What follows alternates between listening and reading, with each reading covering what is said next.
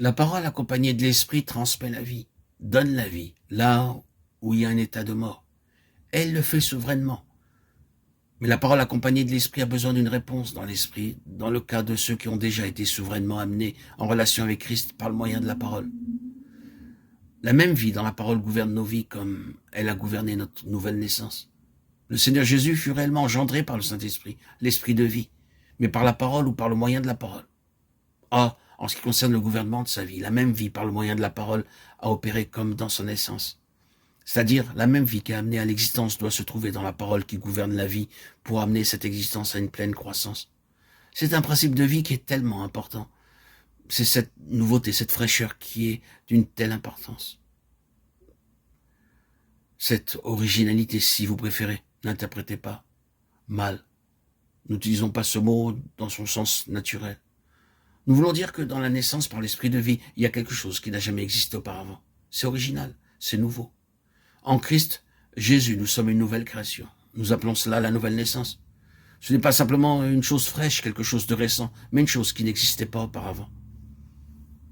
En relation avec la parole, ce doit être comme cela. La parole doit venir avec toute la force de quelque chose qui n'a jamais existé auparavant. Il doit y avoir un sens d'originalité, de fraîcheur divine en ce qui la concerne, qui amène l'admiration, l'étonnement. De nouveau, vous pouvez éprouver cela. Quand la parole est entre les mains du Saint-Esprit, bien que vous ayez lu 1 millier de fois un passage et que vous ayez reçu quelque chose de cette parole, vous pouvez y revenir encore et dire, eh bien, je n'avais jamais vu cela auparavant. Oui, c'est vivant avec une signification et une valeur allant au-delà de tout ce que je connaissais auparavant. Il y a toute une différence entre cela et ce qui est défraîchi et que nous mettons dans des livres comme résultat de notre étude biblique. Le Seigneur voudrait avoir ses ministres dans une sphère où leur présentation de la parole de Dieu se fait dans la vie. C'est l'homme céleste qui est gouverné par la vie céleste dans la parole, de sorte que tout est constamment nouveau, constamment frais, constamment original. Combien cela est vrai dans l'expérience.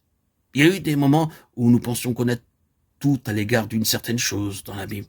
Nous avions énormément parlé à ce sujet, cela a été notre thème pendant longtemps. Puis, une période s'est écoulée, nous avons quitté ce sujet et l'Esprit du Seigneur nous y a conduits de nouveau.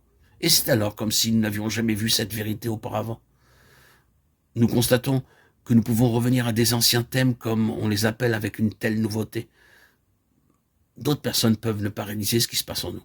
Elles peuvent entendre ce qui équivaut à des choses anciennes, mais elles disent il y a une telle signification nouvelle, une telle compréhension nouvelle, qu'il est tout à fait clair que le Saint-Esprit n'a pas terminé avec ce sujet et qu'il a davantage de choses à nous dire à ce propos. Nous devons veiller comment nous réagissons mentalement à des choses comme celle-là. Nous sommes si souvent tentés d'avoir cette attitude. Oh, eh bien, j'ai parlé de cela si souvent que les gens doivent être fatigués de l'entendre. Le Saint-Esprit dit, tu redis cela, ne tiens pas compte de ce qu'il pense. Même s'il l'a entendu 1 millier de fois, tu le dis. Et quand vous agissez ainsi, il y a quelque chose qui se fait, qui ne s'est jamais produit auparavant, malgré toutes les déclarations précédentes à propos de la même chose. Veillez à ne pas mettre une étiquette sur quelque chose dans la parole de Dieu et dire que nous avons épuisé ce sujet. Si vous traitez les thèmes de la Bible comme tels, vous risquez de mettre tout de suite une étiquette sur tous les sujets et de les considérer comme classés.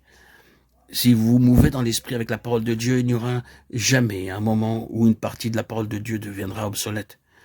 C'est la même vie nouvelle qui n'a jamais existé auparavant qui est venue en nous pour nous constituer et faire de nous une partie de l'homme céleste. C'est elle qui est tellement et continuellement gouvernée par la parole en vue d'une augmentation constante, d'une croissance incessante.